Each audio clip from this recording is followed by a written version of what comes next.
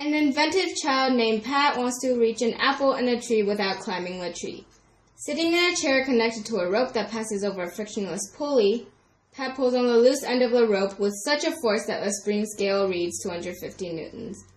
Pat's true weight is 320 newtons and the chair weighs 160 newtons. A. Draw a free body diagram for Pat and the chair considered as separate systems and another diagram for Pat and the chair considered as one system. B. Show that the acceleration of the system is upward and find its magnitude. C. Find the force Pat exerts on the chair. In part A, we draw free diagrams with Pat and the chair as separated systems. For Pat, there are three force elements: the upward force by the rope, which is 250 newtons, the upward force by the chair, which is labeled as Fc, and the downward force by Pat's weight, which is 320 newtons.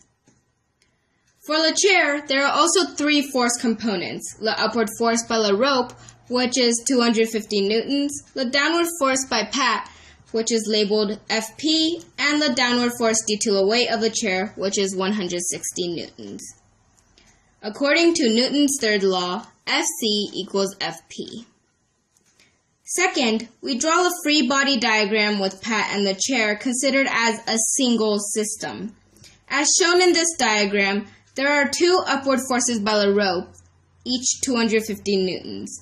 There is also a downward force due to the weight of Pat and the chair together, which is 480 newtons. For part B, to find the acceleration of a system, first we calculate the total mass of Pat and the chair. Since Pat weighs 320 newtons and the chair weighs 160 newtons, we have mg equals 320 newtons plus 160 newtons equals 480 newtons. Now using this equation, we have m times 9.8 meters per second squared equals 480 newtons, and we'll find that the mass equals 49 kilograms.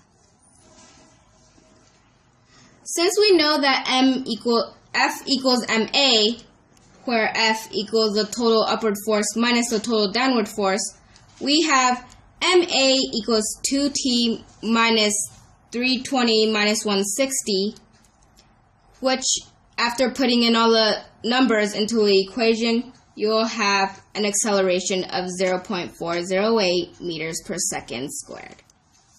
Since the total force, 2t minus 480, is greater than 0, the acceleration is upward. To calculate the force that Pat exerts on the chair, we need to look at the free body diagram of the chair. In this diagram, T minus Fp minus 160 newtons equals the mass of the chair times the acceleration, where Fp is the force exerted by Pat.